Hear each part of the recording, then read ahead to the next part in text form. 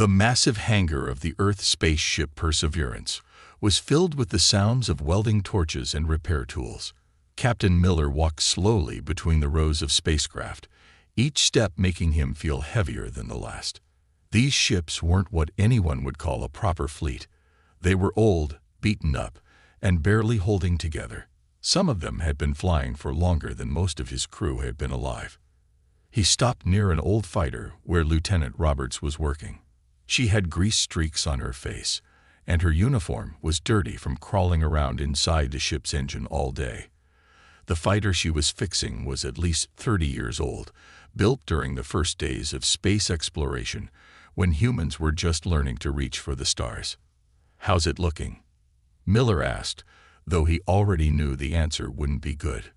Roberts slid out from under the fighter and wiped her hands on an old rag. "Well, sir, I've got good news and bad news.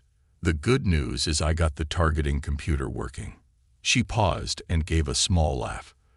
"The bad news is it only works if we're pointing the ship at a 45-degree angle to the target."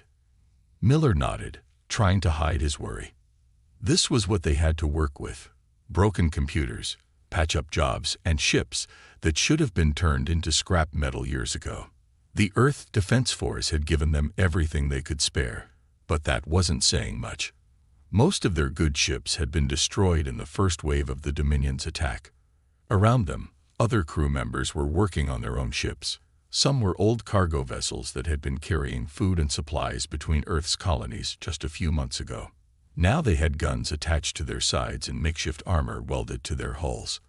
Others were mining ships, designed to break up asteroids for their minerals. The mining lasers were still there, but they had been adjusted to serve a new purpose. "At least the engine still works properly," Roberts said, patting the old fighter's hull. "She might not be pretty, but she'll fly." Miller walked over to one of the viewing windows. Beyond the safety of their hangar, he could see Earth floating in the darkness of space. It looked peaceful from up here, but he knew better. Somewhere out there, the Dominion's fleet was preparing for their next attack. Their ships would be perfect, gleaming metal monsters with the latest weapons and technology. They probably didn't have a single loose bolt or malfunctioning system. The captain's tablet beeped with a new message. It was from Engineer Thompson down in the maintenance bay. "Sir, we've managed to get 3 more fighters working. Had to take parts from 5 other ships to do it, but they'll fly. Also, we found a way to boost power to the cargo ship's shields. They won't stop a direct hit, but they might give us an extra few seconds in a fight." That was how they were surviving. Taking pieces from one broken thing to fix another, finding new ways to use old technology, and hoping it would be enough. The Dominion probably thought they were crazy, trying to fight their advanced warships with what amounts to space junk. A loud crash from across the hangar made Miller turn around. One of the mining ships had dropped a piece of armor plating. The sound echoed through the large space, making several people jump. As crews rushed to fix the problem, Miller noticed something interesting. The way they worked together, no one needed to be told what to do. Everyone just knew their job and did it. That was the real strength of his fleet. Not the ships, not the weapons, but the people. Every person on board had learned to be more than their original job. Cargo pilots had become fighter pilots. Maintenance workers had become weapons experts. Mining engineers had turned their rock-cutting tools into ship-killing weapons. Miller's tablet beeped again. This time, it was a message he'd been dreading. Their scouts had spotted Dominion ships moving toward one of Earth's outer colonies. They would have to fight soon, ready or not. He called all crew members to the main briefing room. It was crowded. The room wasn't designed to hold so many people at once. Some sat on the floor, others stood against the walls. All eyes were on him as he pulled up the scout report on the main screen. "I know what they see when they look at us," Miller said, his voice carrying to every corner of the room. "They see old ships, outdated technology, and desperate people. They think we're going to be an easy target." He paused, looking at the faces around him. "But they don't understand what they're really seeing. Every patch on our hulls is a problem we solved. Every jury-rigged system is proof that we can adapt. Every mixed-up crew is showing that we're more than our training. Roberts raised her hand. Sir, about the targeting computers. I know, Miller said. We've got ships that can only target at certain angles. We've got cargo vessels that shake when they fire their weapons. We've got mining lasers that might burn out after one shot. He smiled. But that's what they gave us to work with, so that's what we're going to use to win. The room was quiet for a moment. Then someone in the back started laughing. Others joined in. It wasn't happy laughter. It was the kind that comes when something is so ridiculous you have to either laugh or cry. Thompson, Miller called out to his engineer. How many of our ships can actually fight? Thompson stood up, consulting his own tablet. We've got 15 fighters that can fly, though 5 of them have weapons problems. 7 cargo ships with working guns, but their targeting systems are basic at best. 4 mining ships with their lasers converted to weapons. And the Perseverance herself. He looked up. It's not much of a fleet, sir. No, Miller agreed. It's not much of a fleet. But it's our fleet. He brought up an image of the colony they needed to defend. The Dominion thinks they know what they're facing. They expect us to fight like they do, with proper tactics and standard formations. They expect us to give up when their superior technology proves too much for our old ships. He switched the display to show their own vessels. But we're going to show them something they've never seen before. We're going to show them what happens when you back humans into a corner with nothing but spare parts and determination. The briefing continued as Miller laid out their defense plans. They weren't fancy plans. They couldn't be, with ships that barely worked properly. But they were plans that used every quirk and problem to their advantage. If a fighter could only target at 45 degrees, then they'd use that limitation to surprise the enemy. If a cargo ship's guns shook when firing, they'd use that shake to spread their shots wider. As the crews filed out to prepare for battle, Miller stayed behind, looking at the display of their mismatched fleet. On paper, they didn't stand a chance. The Dominion ships would outclass them in every way. But papers and statistics didn't tell the whole story. These ships might be scrap, but they were their scrap.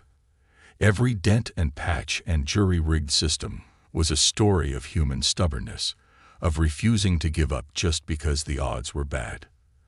The Dominion was about to learn a very important lesson. Never underestimate people who can make weapons out of junk and victories out of defeats. The first battle went exactly as everyone expected, badly.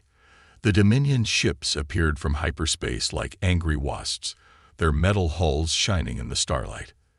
They moved with perfect precision, their formations so exact they looked like computer animations rather than real ships. Miller watched from the bridge of the Perseverance as the enemy approached. His hands were steady on the controls, but his mouth felt dry. The Dominion fleet was everything their scouts had reported and worse. Each ship looked like it had just left the factory, their weapon systems glowing with barely contained power. All ships, report in, he ordered over the radio. One by one, his mismatched fleet checked in. The voices were nervous but determined. They all knew what they were up against. Sir, Roberts called from her fighter. My targeting computer is still stuck at that 45-degree angle. Should I head back to base? Negative, Lieutenant. Stay in formation. We'll work with what we have. Miller looked at his tactical display. The Dominion ships were spreading out, probably wondering why such a small fleet of junk ships would dare to face them. The first shots came from the Dominion.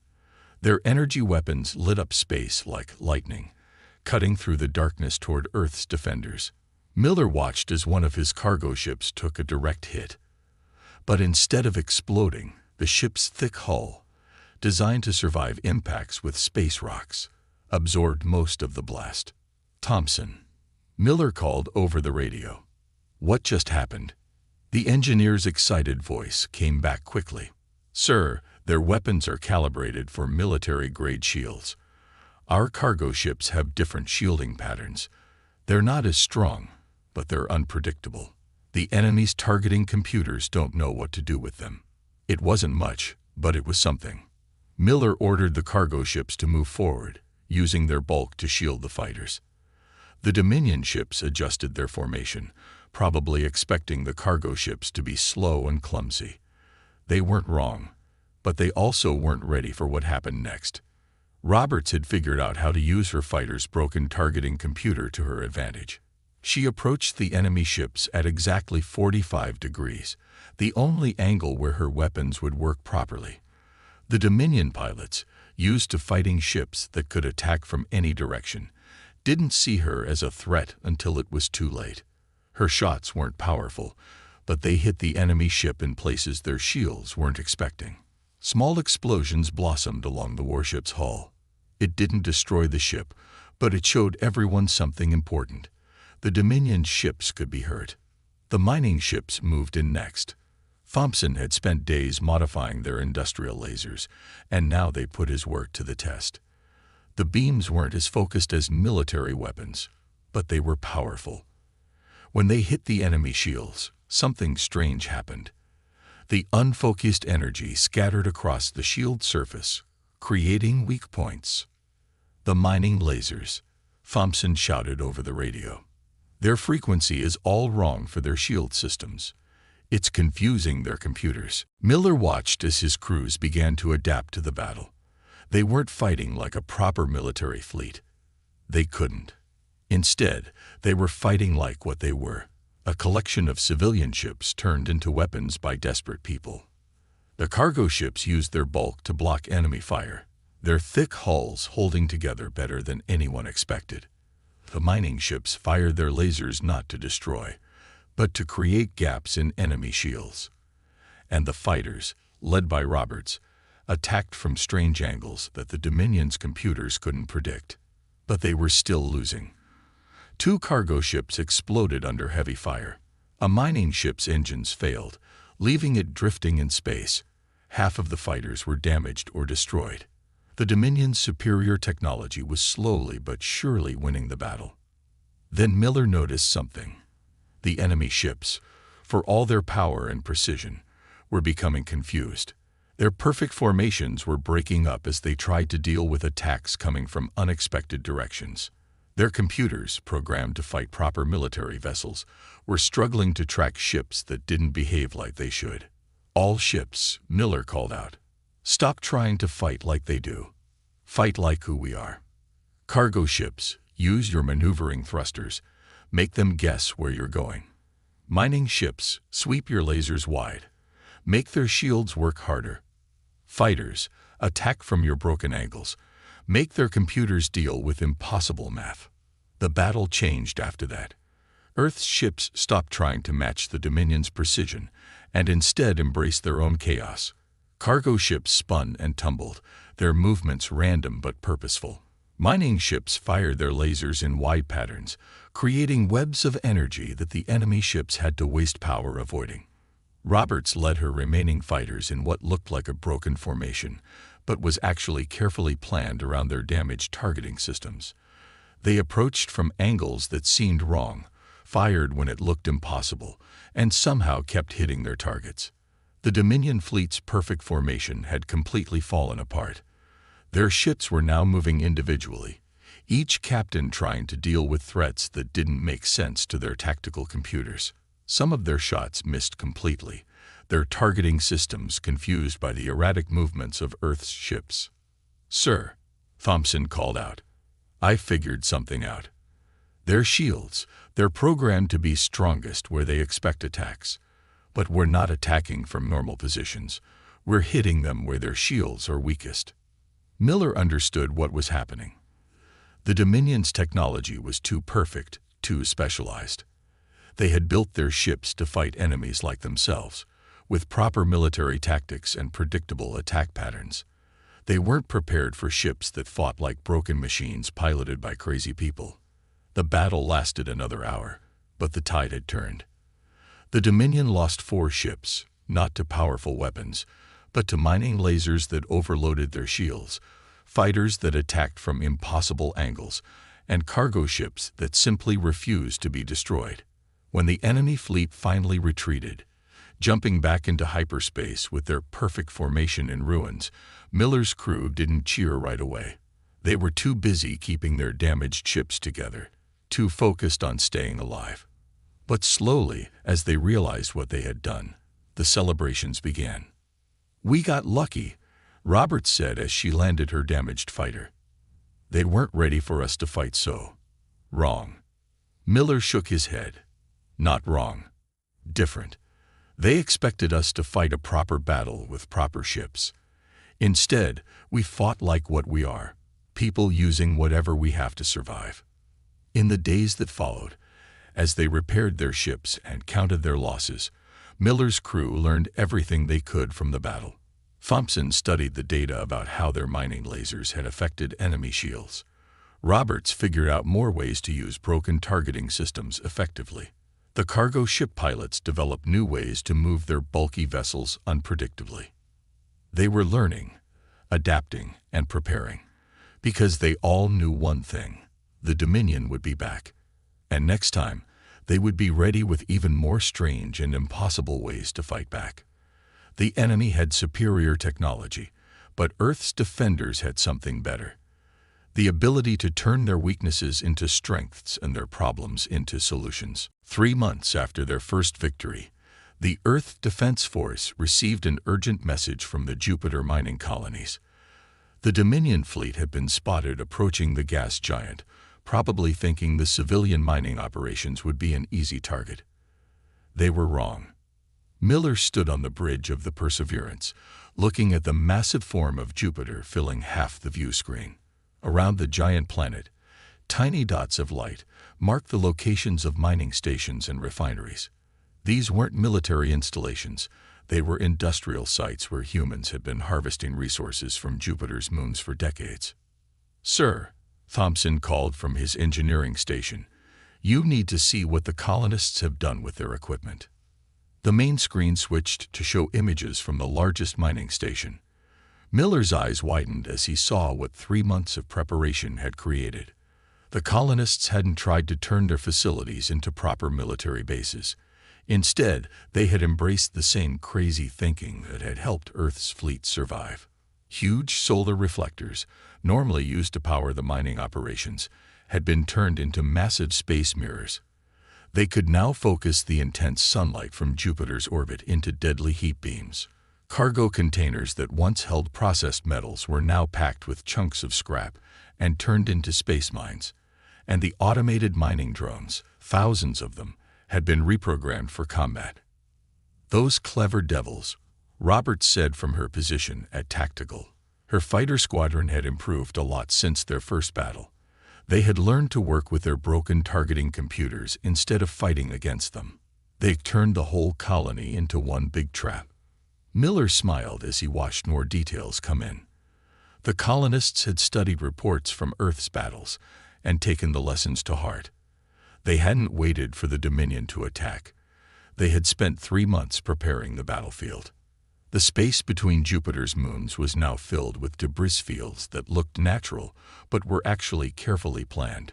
Mining ships had created paths through these fields that looked random but would force enemy ships to move exactly where the colonists wanted them. Every piece of junk floating in space was part of their plan. "Dominion fleet approaching," one of the sensor operators called out. 5 capital ships and 20 support vessels. They're moving into attack formation. Miller watched as the enemy fleet approached. Their ships still looked perfect, still moved with mechanical precision. But something was different this time. They moved more cautiously, having learned from their previous battles that Earth's forces didn't fight like proper military units. "All stations report ready," Miller ordered. Around Jupiter's moons, Earth's defenders moved into position. The mining stations powered up their converted solar reflectors. Cargo ships filled with makeshift mines took up hiding positions behind larger pieces of debris. And in the shadow of the moons, Roberts' fighter squadron waited. The Dominion fleet reached the outer edge of the mining colony space and immediately ran into trouble. Their advanced sensors, designed to detect military weapons and ships, were overwhelmed by the amount of junk floating around them. Every piece of metal could be a weapon. Every shadow could hide an attacker. "They're trying to map safe paths through the debris," Thompson reported, watching the enemy's scan patterns. Their computers are having trouble telling the difference between our traps and normal mining waste. Miller nodded. That had been part of the plan. The colonists had spent years learning how to find valuable materials among space debris. Now they were using that knowledge to hide their defenses in plain sight. The first Dominion ship to make a mistake was one of their smaller vessels. It tried to take a path that looked clear, but was actually a carefully planned trap. As soon as it passed between two large pieces of debris, dozens of small objects started moving. They weren't missiles or torpedoes. They were mining drones, each one carrying a small but powerful mining charge. The drones swarmed the enemy ship like angry bees. Their charges weren't powerful enough to destroy the vessel, but they didn't need to be.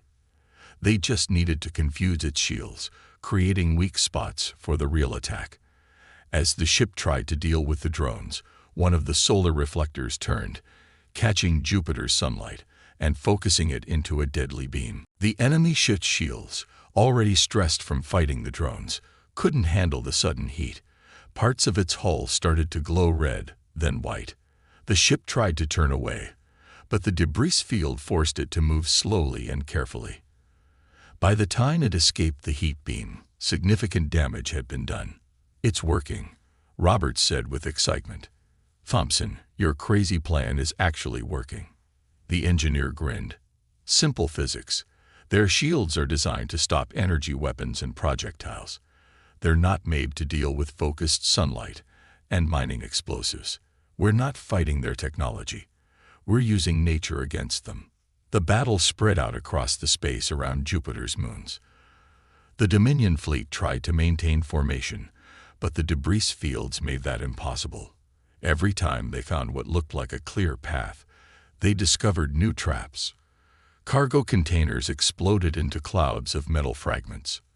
Mining drones appeared from hiding places and attacked.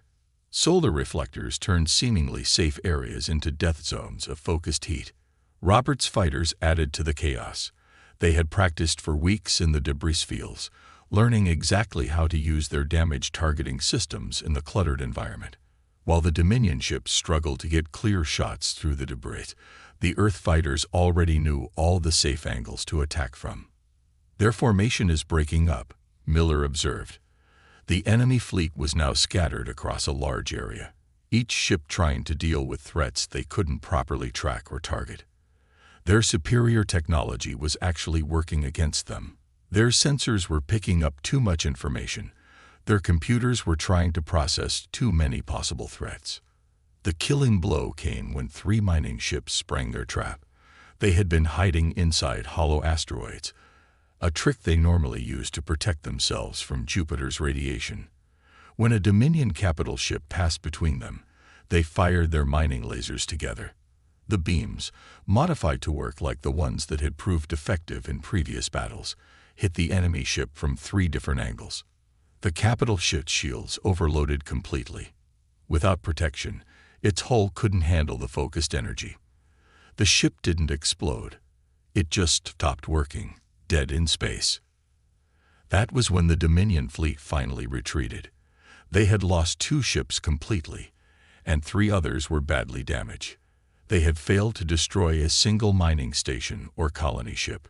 The debris field around Jupiter had a few new pieces of junk floating in it, but otherwise, the colonists had won with minimal losses. As the enemy ships disappeared into hyperspace, cheers erupted across all channels. The mining colonies had not only survived, they had proven that humanity's desperate tactics could work anywhere. Their victory would change the way the war was fought. "Send word to Earth," Miller ordered. "Tell them everything that worked here. Every colony, every outpost needs to know that they can fight back. We don't need military bases or proper warships. We just need to be clever and use what we have." The Jupiter colonies had shown everyone something important. The Dominion's perfect technology could be defeated by simple physics and human creativity. The whole solar system was full of tools that could be turned into weapons. They just had to think differently about how to use them. The mood on the Perseverance was different now. The nervous energy of earlier battles had been replaced by something new: confidence. Earth's forces were no longer just defending. They were hunting. Miller walked through the ship's corridors, seeing crews working with purpose instead of desperation. In the main hangar, Roberts was teaching a group of new pilots. She had set up pieces of debris in a pattern that mimicked the Dominion's usual formation. The rookie pilots were learning to attack from specific broken angles, turning their ship's problems into advantages. "Don't fight your targeting computer," she told them, pointing at the practice course. "If it only works at 45 degrees, then make that your strength. The enemy expects attacks from normal angles. They don't expect us to come at them sideways." Miller stopped to watch the training. 6 months ago, they had been scrambling to figure out how to fight with broken equipment. Now they were teaching others to use those same flaws as weapons. It was amazing how much had changed. Thompson waved him over to the engineering bay. The engineer had been busy studying captured pieces of Dominion technology. But instead of trying to copy their advanced systems, he was looking for ways to break them. "Look at this, Stir," Thompson said, pointing to a damaged enemy shield generator. "Their technology is incredible, but it's also fragile. They built everything to work perfectly, which means it falls apart when things get messy." Miller looked at the complex device. It was beautiful, like a piece of art. Every part was precisely made, every connection exactly where it should be. But Thompson was right. It was too perfect. It couldn't handle the chaos that Earth's forces had learned to use as a weapon. "Their entire empire is built on having everything work exactly right," Thompson continued. "Their ships follow perfect patterns. Their weapons use precise calculations. Their shields are tuned to specific frequencies." He grinned. "So we don't try to match their perfection. We throw random junk at them and watch their systems crash." The engineer had developed new weapons based on this idea. They weren't really weapons at all. They were tools designed to create chaos. One was a simple device that fired electromagnetically charged space debris. The random patterns of charged metal confused enemy targeting systems. Another used modified mining scanners to feed false data to Dominion sensors. In the tactical room, Miller found more evidence of how far they had come. The wall screens showed maps of known Dominion patrol routes. Before, these would have been areas to avoid. Now they were hunting grounds. "We've spotted another patrol fleet," one of the tactical officers reported. 3 ships, standard formation. They're following their usual route through the asteroid belt. Miller studied the map. 6 months ago, facing 3 Dominion ships would have been suicide. Now it was an opportunity. "Show me the debris field patterns in that sector." The officer brought up a new map showing all the floating junk in the area. There was a lot of it. Dropped cargo, broken ships, asteroid fragments. To most people, it would look like random space trash. To Miller's crew, it was a ready-made battlefield. "Send word to Roberts," Miller ordered. "Tell her to take her squadron and set up an ambush point here." He pointed to a particularly dense cluster of debris. "And get Thompson's new toys ready. Let's see how their perfect sensors handle some electromagnetically charged junk." The plan came together quickly. This was what they were good at now, turning space junk into weapons and trash fields into traps. The Dominion ships would arrive expecting to find nothing but routine patrol duty. Instead, they would find hell. Roberts' fighters moved into position, hiding among the larger pieces of debris. They didn't need to worry about being spotted. The enemy sensors were too precise to look for ships deliberately hiding in noise. The cargo ships, now expert at playing dead, drifted like abandoned hulks. The Dominion patrol arrived right on schedule. Their ships moved in perfect formation, their sensors sweeping space in precise patterns. Everything about them was orderly, controlled, and predictable. They were about to learn why that was no longer a good thing. The battle started with Thompson's new weapons. The devices looked like broken engine parts, just more space junk floating in the void. But when they activated, they filled the area with electromagnetically charged debris. To the Dominion's sensitive scanners, it was like trying to see through a sandstorm.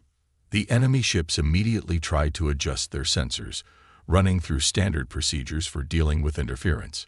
But this wasn't standard interference. Every piece of charged debris created its own magnetic field, making the ship's computers try to track thousands of small anomalies at once. While the Dominion vessels were struggling with their sensors, Roberts led her fighters in the first attack run. They came in at their signature 45-degree angles, using the debris field for cover. The enemy ships couldn't target what their computers couldn't properly track. "Their formation is breaking up," the tactical officer reported. The 3 Dominion ships were moving apart, each trying to find clear space where their sensors could work properly. It was exactly what Miller's forces wanted. The dead cargo ships came to life, their makeshift weapons already aimed at the points where they knew the enemy ships would move. They didn't need precise targeting. They just fired clouds of junk into the space the Dominion ships were trying to escape to. One of the enemy vessels flew right into a cloud of charged debris. Its shields flared as they tried to repel the thousands of small impacts.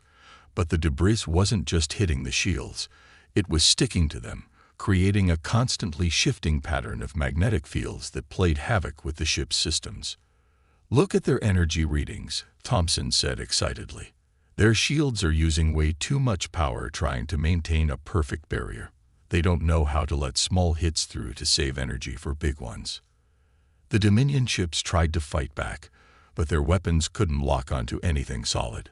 Every target their computers found was either a piece of debris or a ship attacking from an impossible angle.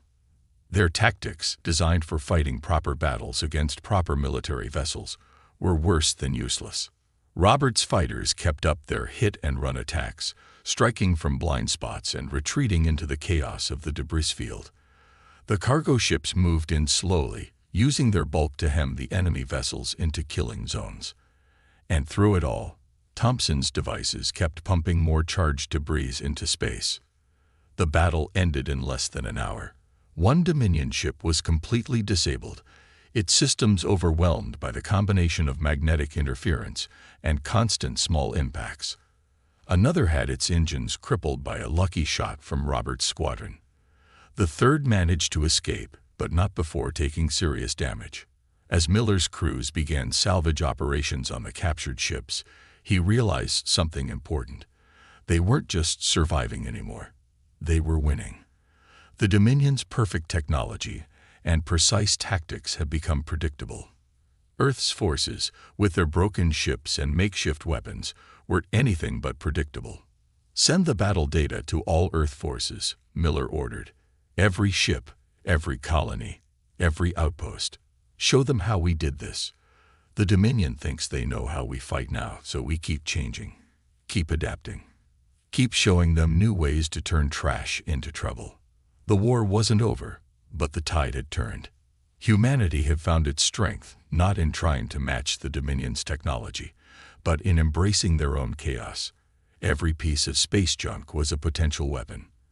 Every broken system was a chance to do something unexpected. And every battle was a chance to show the enemy that perfection could be defeated by creativity. 1 year after the first Dominion attack, the war was reaching its final stage. The Perseverance's hangar bay looked very different now. The ships were still ugly, maybe even uglier than before, but there was a strange beauty in their patchwork appearance. Every dent, every welded plate, every jury-rigged system told a story of survival and adaptation. Miller stood watching his crews prepare for what they hoped would be the last battle. Roberts was checking her fighter, which now had parts from at least 5 different ships attached to it. The targeting computer still only worked at 45 degrees, but she had added a spinning weapon mount that could turn to match the angle. What had once been a flaw was now the core of her fighting style. Thompson moved between the ships, making final adjustments to his latest inventions. The engineer had turned the study of Dominion technology into an art form, not to copy it, but to find new ways to make it fail. His latest creation used captured enemy communication systems to broadcast confusing signals that made their perfect machines fight with themselves. "Final reports are in," the tactical officer called out. "The Dominion has gathered their remaining fleet for one big push. They're coming with everything they have left. Miller nodded. Intelligence suggested the enemy had assembled over 50 ships, the largest fleet they'd sent against Earth yet. But numbers didn't tell the whole story. The Dominion was desperate now, their perfect world shaken by defeats they couldn't understand. All hands to battle stations, Miller ordered. Around him, crews moved with practiced ease. There was no panic, no fear. They had learned to trust their broken ships and their strange tactics. More importantly, they had learned to trust each other. The Earth fleet gathered near the moon, using its gravity to hide their numbers. They had ships from every colony and outpost, mining vessels from Jupiter, cargo ships from Mars, and fighters held together with spare parts and determination. Each one was unique, modified in ways that would make proper engineers cry. Enemy fleet approaching, sensors reported. They're moving in standard attack formation. Miller smiled. Even now, after all their defeats, the Dominion couldn't break free from their rigid patterns. They still thought that perfect formation and flawless execution would win the day. They still hadn't learned. Launch the first wave, Miller ordered. Hundreds of objects moved out from behind the moon. But they weren't ships. They were pieces of space junk, each one carefully modified by Thompson's team. Some had magnetic charges that would stick to enemy shields. Others contained simple devices that broadcast random signals on Dominion frequencies. The enemy fleet's perfect formation began to waver as their sensors tried to make sense of the cloud of debris heading toward them. Their computers, designed to track military targets, were overwhelmed by thousands of small objects moving in chaotic patterns. Second wave, go, Miller commanded. This time it was Roberts leading her fighter squadrons. They had painted their ships to look like debris, making them blend in with the cloud of junk. The enemy didn't realize they were under attack until the fighters were already firing from their signature odd angles. The Dominion fleet broke formation, trying to deal with threats they couldn't properly target. Their ships fired at shadows, wasted energy shooting pieces of floating metal, and struggled to regroup as the debris cloud wrapped around them like a net. Now the big surprise, Thompson said with a grin. He activated his latest invention, a device that used captured Dominion technology to send false orders to enemy ships. The signals weren't perfect copies, but they didn't need to be. They just needed to create more confusion. Enemy vessels started receiving multiple sets of orders, each one conflicting with the others. Some ships tried to move forward while others retreated. Weapons targeted empty space because sensor data didn't match visual readings. Communication channels filled with garbage data that their computers couldn't ignore. Main fleet, attack, Miller ordered. The real Earth ships moved in, led by the Perseverance. They weren't trying to hide anymore. They wanted the enemy to see what was coming for them. Wanted them to see the cargo ships with their makeshift weapons, the mining vessels with their modified industrial lasers, and the fighters that looked like they belonged in a scrapyard. The battle that followed wasn't pretty. It wasn't fought with elegant maneuvers or precise targeting. It was fought with tricks learned in a dozen desperate battles, with weapons cobbled together from spare parts, and with tactics that broke every rule of space combat. Cargo ships released clouds of metal fragments, creating zones where Dominion targeting systems couldn't function. Mining vessels fired their lasers in sweeping patterns, not trying to destroy enemy ships, but to overload their shields with constant stress. Fighters attacked from blind spots and impossible angles, their broken targeting computers turned into advantages. The Dominion fleet tried to adapt, tried to find ways to counter Earth's chaotic strategy. But they couldn't break free from their programming, couldn't stop trying to fight a proper battle. Their ships were too perfect, their crews too well-trained in standard tactics. They didn't know how to handle enemies that turned their own technology against them. The turning point came when Thompson's false signals caused 3 enemy ships to crash into each other. The accident created a chain reaction, forcing nearby vessels to break formation to avoid the wreckage. In the confusion, Roberts led her squadrons in a massive attack run, all of them firing from that deadly 45-degree angle that had become their trademark. Their flagship is isolated, Tactical reported. They're trying to restore order, but their communication systems are completely overwhelmed. Miller gave the order he'd been waiting to give. All ships, concentrate fire on the flagship. Show them what our junk heap can do.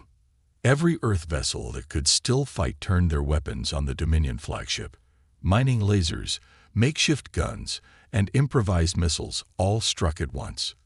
The enemy ship's perfect shields, designed to handle proper military weapons, couldn't adapt to the chaos of the attack.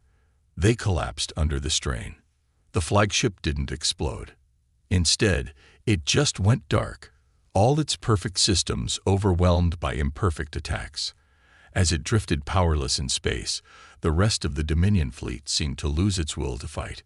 Ships began jumping away into hyperspace, retreating in groups, and then individually as their formation fell apart completely. When the last enemy ship disappeared, leaving behind a battlefield filled with floating debris and broken vessels, there was no immediate celebration. Miller's crews were too busy keeping their damaged ships together, too focused on survival to realize what they had achieved. But slowly, as reports came in from all sectors, the truth sank in. The Dominion fleet was gone. Their perfect ships had been defeated by machines that barely deserved to be called ships at all. Their flawless tactics had been broken by strategies that ignored every rule of combat. The war ended not with a formal surrender, but with a message received through the very communication system Thompson had built from salvaged enemy parts. The Dominion was withdrawing from Earth's space. They had faced something they couldn't understand, a species that turned weakness into strength and trash into victory. Miller gathered his crew for one final announcement.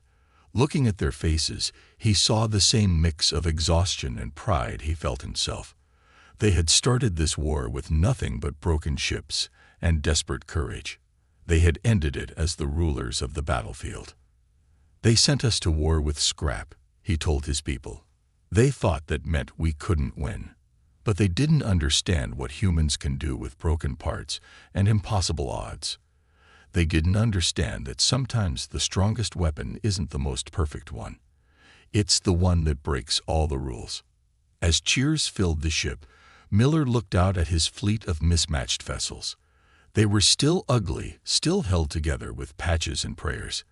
But they had proven something important. In the right hands, with the right spirit, even scrap metal could defeat an empire's perfect machines.